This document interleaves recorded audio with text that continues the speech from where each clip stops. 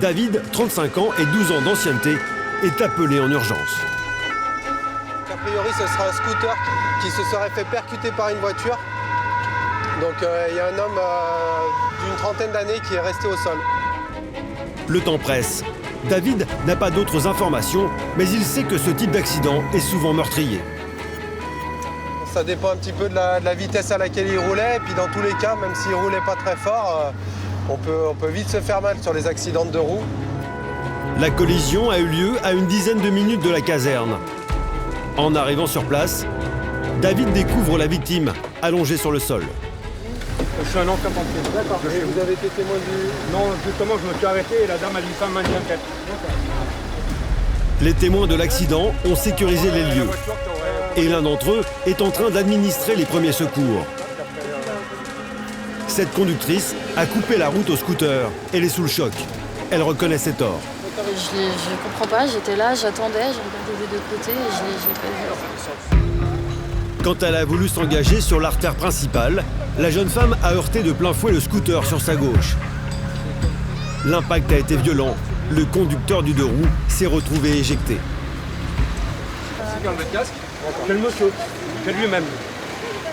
Clément, un des collègues de David, craint le pire. La victime a eu un mauvais réflexe. Elle a enlevé son casque après le choc, ce qui peut entraîner des risques de lésions cérébrales. Clément s'assure que l'homme n'a pas eu de perte de connaissance. Il teste ses facultés pour détecter d'éventuelles commotions. Vous l'avez enlevé tout seul? Moi j'ai compris tout. Ok, vous vous rappelez de tout? Vous savez quel jour on est aujourd'hui? L'homme répond normalement, mais il se plaint de douleurs aux jambes. Plutôt inquiétant. Clément redoute que la colonne vertébrale ne soit touchée. La victime risquerait alors une paralysie. Non, ça va? Au niveau du bassin, là. Non? Au niveau de la cuisse, vous avez mal? Le jeune homme a affreusement mal aux membres inférieurs. C'est bon, merci. Merci. David prend la situation en main. On va vous poser une petite contact. Bougez pas, bougez pas, bougez pas. Il immobilise ses jambes. C'est parfait. Sortez, monsieur, là, c'est bon? Et avec une extrême précaution, les pompiers emmènent le conducteur du deux roues jusqu'à l'ambulance pour l'examiner. C'est pas ce qu'il peut avoir, il faut pousser un petit peu les examens. Dans le fourgon, les secouristes tentent d'évaluer les blessures de la victime. Monsieur, votre douleur, vous la chiffrez à combien? 0, vous avez pas mal du tout. 10, c'est la pire douleur que vous ayez jamais ressentie. Disons qu'on est à 6-7. Le conducteur du scooter souffre horriblement. Les pompiers doivent déterminer très vite la cause de ces douleurs. Localisé au niveau de la cheville. À première vue, la victime aurait la cheville cassée. Sa colonne vertébrale n'aurait pas été touchée, mais les pompiers veulent s'assurer qu'elle n'a pas de lésions internes. À l'extérieur, les policiers tentent de comprendre ce qui s'est passé. Ils interrogent la conductrice. Bon, madame, du coup, on le transporte. Il doit arriver au pavillon, là. Pendant son transport aux urgences de l'hôpital, la victime traumatisée ne cesse de se remémorer son accident. Vous avez mis le pied en fait, c'est ça vous avez fait? J'ai pas mis le pied pour protéger le scooter quoi que ce soit. C'est de peur en fait pour C'est de peur, protection. je l'ai laissé là où il était, j'étais... Ah ça va tellement vite. Et boum. Mais ouais, 2 roues piétons, c'est tous les jours. Après, c'est pas tous les jours au même carrefour, mais c'est tous les jours. Dans son malheur, il a eu beaucoup de chance. Aux urgences, après plusieurs examens, le diagnostic tombe. L'homme n'a que la cheville cassée. En France, en 2017, 669 motards ont perdu la vie dans un accident de la route comme celui-ci. C'est 9% de plus qu'en 2016.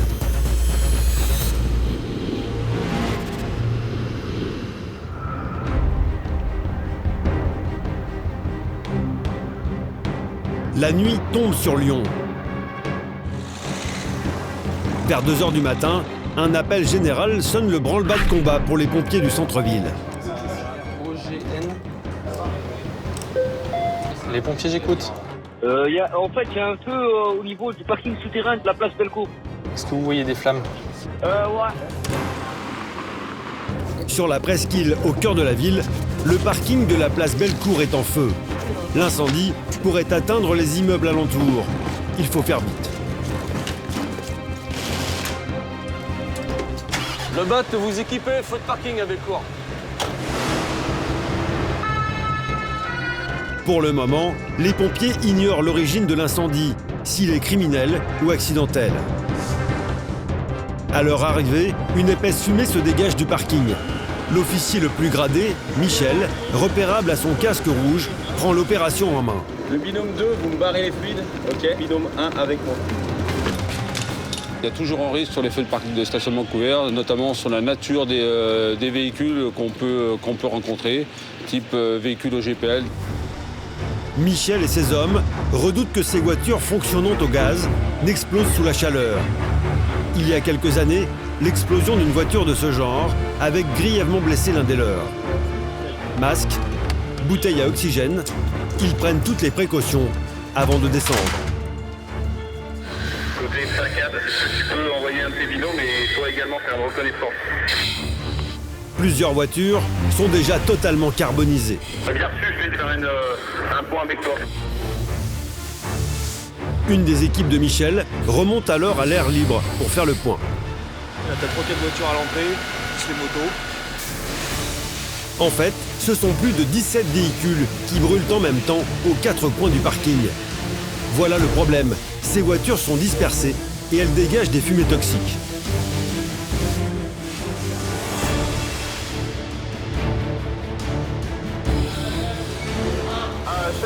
PT3, parlez. Est-ce que tu peux augmenter la pression?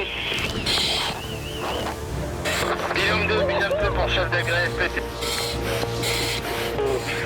À la division alimentée, terminé. Les dégâts sont importants. Il faut une demi-heure aux pompiers pour maîtriser le feu. Et le travail n'est pas terminé. Michel craint une reprise des flammes. Alors il inspecte le parking avec une caméra thermique pour détecter des flammes qui couvreraient encore. On peut voir que la caméra, donc déjà, la température s'est bien abaissée. Et là, moi, je descends pour m'assurer également qu'il n'y a pas de victimes à l'intérieur. Ils vont remettre un coup pendant 5 minutes. Heureusement, aucune victime à déplorer. On voit que ça a quand même bien chauffé, hein, parce qu'il y a on voit que le béton, là, il s'est un peu désagrégé. En surface, les pompiers restent sur leur garde. L'incendie a été foudroyant et tout risque n'est pas écarté. L'autre danger, ce sont les fumées et les gaz chauds. Les fumées sont extrêmement toxiques et les suies sont extrêmement dangereuses. C'est pour ça que vous avez des engins qui poussent de l'air pour refroidir et dégager les fumées et gaz chauds. Et au bout d'une demi-heure, après avoir ventilé le parking, les secouristes font leur dernière vérification. Donc là, on voit qu'on est à 0 ppm. Donc, par contre, c'est un indicateur comme quoi l'air est sain et qu'on peut re-engager du public à l'intérieur, engager du personnel sans protection respiratoire particulière. 6 jours plus tard, les pompiers apprendront qu'un pyromane a été identifié et arrêté grâce aux caméras de surveillance. Un récidiviste placé en détention provisoire qui ne donne aucune explication à son geste. L'an dernier, les pompiers de Lyon sont intervenus sur plus de 6800 feux intramuros comme celui-ci. Dans notre métier, je dirais que la dangerosité, elle est permanente, hein, elle est partout et tout le temps. Mais le feu, ce n'est pas le plus fréquent. Les pompiers de Lyon sont confrontés à des situations bien différentes et parfois encore plus dramatiques.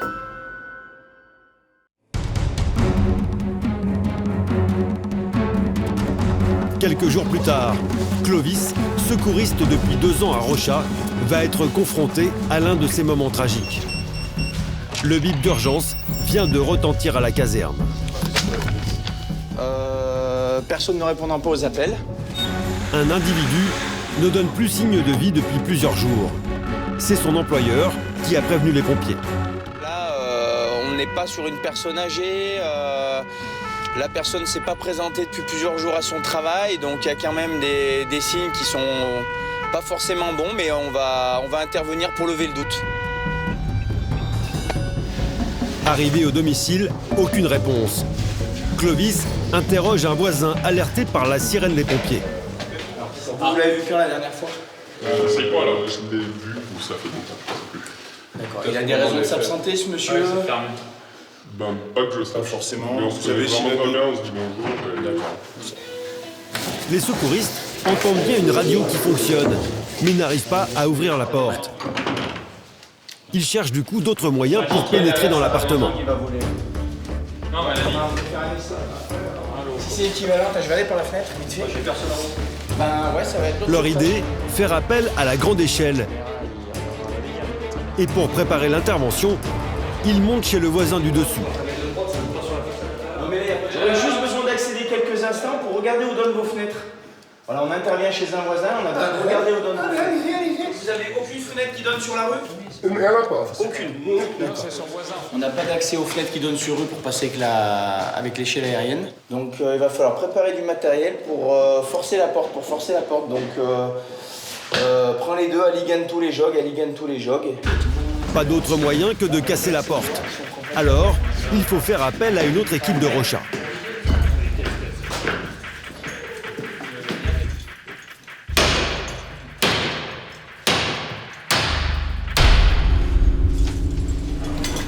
Oula ouais.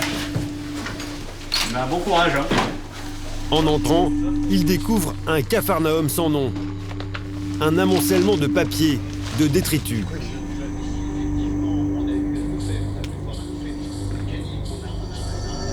L'odeur est insoutenable et Clovis repère un homme allongé dans sa cuisine. Personne décédée, on va ressortir. Même pour l'hygiène, c'est pas top, on va rester dehors. Le cadavre est dans un état de décomposition avancée. Voilà, c'est un peu spécial, mais c'est comme ça.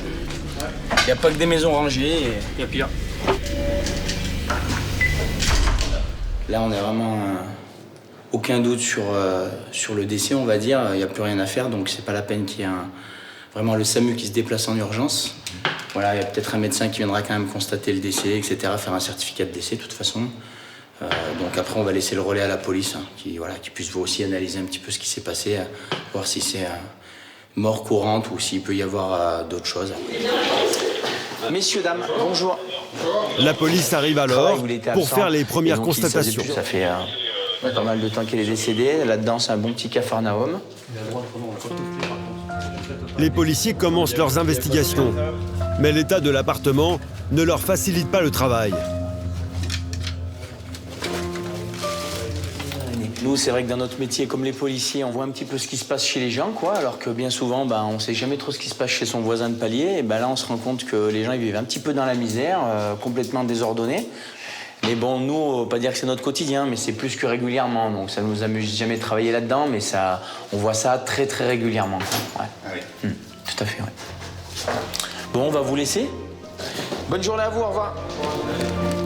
Retour à la caserne pour Clovis et ses hommes. Un peu plus tard, un médecin constatera le décès. Ce n'est ni un suicide, ni un homicide. L'homme de 67 ans est mort d'un arrêt cardiaque.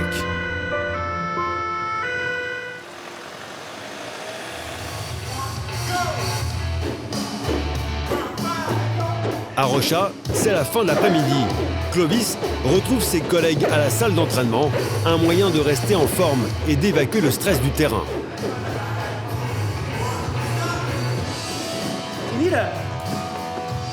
En centre-ville, ici, les journées sont quand même bien chargées au niveau opérationnel, donc ça permet de se défouler un petit peu, d'évacuer pas mal de petites choses et surtout de passer un bon moment entre toutes les interventions. Ce jour-là, ils ne sont pas très nombreux. Le reste de l'effectif est en mission. Mais dès qu'ils le peuvent, les pompiers se retrouvent ici. À la fois, c'est une obligation pour être en forme, pour accomplir les missions, pour arriver à se tenir en forme surtout dans le temps. Les carrières sont longues et souvent, la musculature, ça aide bien des fois à compenser un petit peu quelques aléas. Et puis, d'un autre côté, c'est une chance aussi d'avoir des créneaux pour faire du sport au travail. Donc, on essaye de les utiliser intelligemment, pour que tout se passe bien.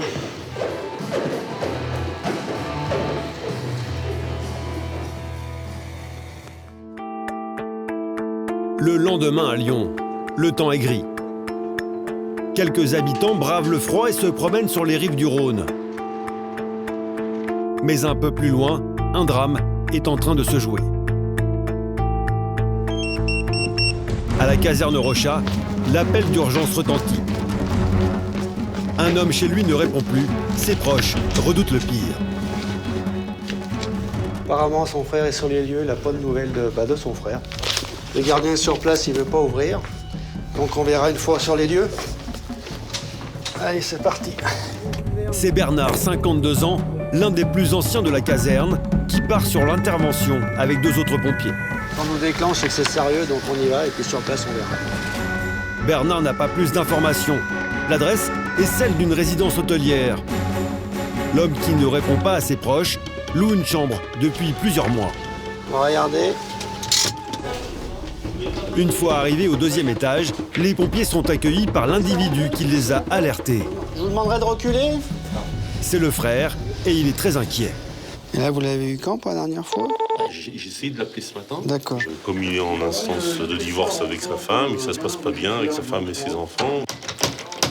Les pompiers essayent d'ouvrir la porte, sans succès. La clé apparemment se trouve derrière, donc elle est trop costaud pour qu'on essaye de taper dessus avec les pieds. À l'intérieur, silence total. Pour Bernard, ce n'est pas bon signe. Surtout qu'il vient d'apprendre que la personne serait diabétique. Sans insuline, son taux de sucre peut chuter et entraîner de graves complications. Il y a le verrou. Il y a les 3 points. Les 3 points, ils sont, t'es sûr? Écoute. Son frère essaye de l'appeler au téléphone, mais rien n'y fait. Je m'inquiète. Vous avez les clés d'ici, monsieur? Ouais, c'est les mêmes que je vous ai données à votre collègue. Bernard cherche alors une solution. Il demande au gardien de lui ouvrir la chambre du voisin. Je vais voir à côté, gros. Il espère atteindre la fenêtre et pénétrer par l'extérieur. Mais c'est trop risqué. J'arrive pas, c'est trop loin, on va se casser la gueule. Je demande une APC? Alors, face à l'urgence, il demande le soutien de la grande échelle. Il dirige les opérations depuis le 2e étage. Juste à côté, pas celle-là, à côté. Il n'y a pas une minute à perdre. Cela fait maintenant trop longtemps que l'homme ne donne plus signe de vie dans son appartement. On reste un peu. Encore à droite, encore à droite. Mais bon, on bouge plus. En l'espace de quelques secondes, les pompiers pénètrent dans la chambre. Et ils ouvrent la porte à l'équipe de Bernard. Il a pas l'air bien, il est là. Allez, d'accord.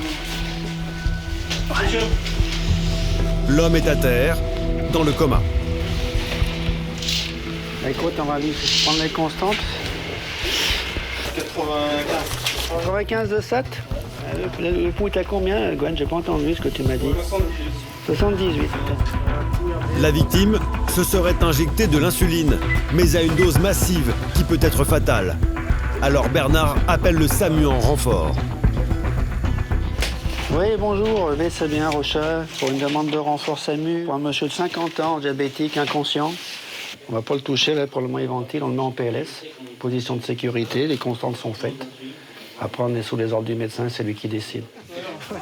À l'arrivée du SAMU, l'homme est toujours inconscient.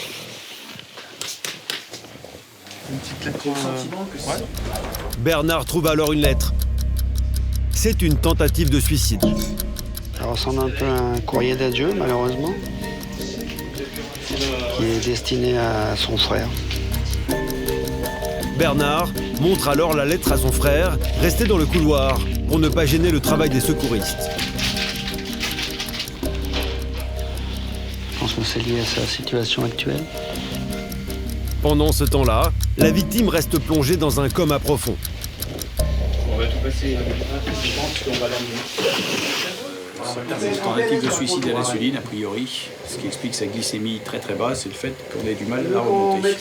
On va le réchauffer un peu et on va l'hospitaliser en réanimation. Il faut donc faire vite. Mais la victime est intransportable par l'ascenseur ou par l'escalier. L'ascenseur couché, c'est mort. Et l'escalier, c'est pas large, donc l'échelle, c'est bien. Donc on évacue par la fenêtre, Gwen, c'est ça? Attention pour lever, lever. Les hommes de Bernard prennent toutes les précautions pour une évacuation par la grande échelle. Attention pour épauler, épauler. Allez. De son côté, le médecin du SAMU essaye de rassurer le frère sans se prononcer sur l'état de la victime. Hospitalisé en réanimation. On a amélioré la situation, mais il y a encore des choses à faire. On a quitté les lieux il y a 2 minutes et on arrive à HEH au pavillon N. L'homme qui a voulu intenter à sa vie en s'injectant une dose d'insuline est transporté aux urgences.